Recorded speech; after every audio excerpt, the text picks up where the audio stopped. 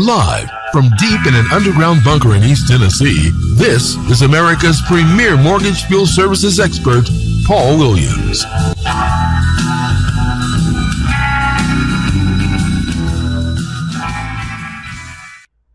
Good evening, ladies and gentlemen. I'd like to welcome back to another edition of Foreclosurepedia Podcast. Foreclosurepedia Podcast, presentation of the Foreclosurepedia Radio Network, which premieres each weekend. The time is 2014 hours Eastern Daylight Time, and the date is 29 August 2018. You know, one of the things that's on everybody's mind is, the upcoming FraudFest that the National Association of Mortgage Field Services regime is hosting in Denver, Colorado, this coming weekend. And I'm going to tell you, ladies and gentlemen, excuse me, the numbers aren't looking good. They rarely look good anyway, but look, and this is coming directly from the CVent site that NAMFS uses to book their conferences. Let me tell you, right now, according to their numbers, they are roughly $47,850 unfunded. They haven't filled their networking luncheon spots, no general sessions, no more bar stations, registration desks not done, breakout sessions, raffle prize sponsors. And look, John Ward, who used to be everybody's guy because he founded this financial terrorism organization. Yeah, nobody's doing anything there.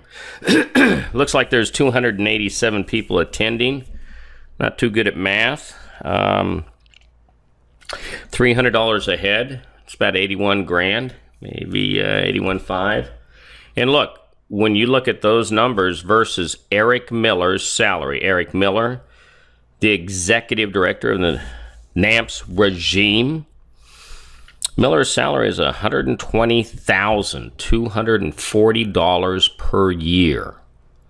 Now, I want that to sink in just for a minute because that's roughly the equivalent of 89% of all NAMFS member dues.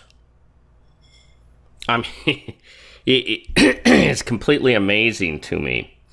You talk about a financially insolvent entity, and that is what NAMFS is. There's no two ways around it. They're not going to climb out of this. You're talking 3 days. 3 days of an event. So for 3 days, they have a combined total of 27 exhibitors. That's it, 27 people.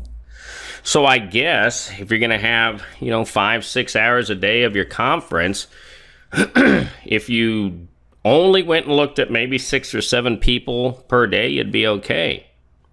But when you really think about that math, there's only 287 attendees. And look, a lot of these entities, they're bringing 7 and 8 people per person. So when we really talk about true attendees, that number is down to in the upper 80s. So about 80-some people, really, when you talk about a company that's coming to NAMFS. You have Justis Smith of Rowe Enterprises, the newly minted and elected NAMFS regime president, the woman who bows upon one knee to Eric Miller. You have Justis Smith, whose website at Rowe Enterprises is not even secure. It's labeled not secure by Google. That's about 29% of all of the NAMFS members to date I've been able to go through. This isn't good. This isn't good.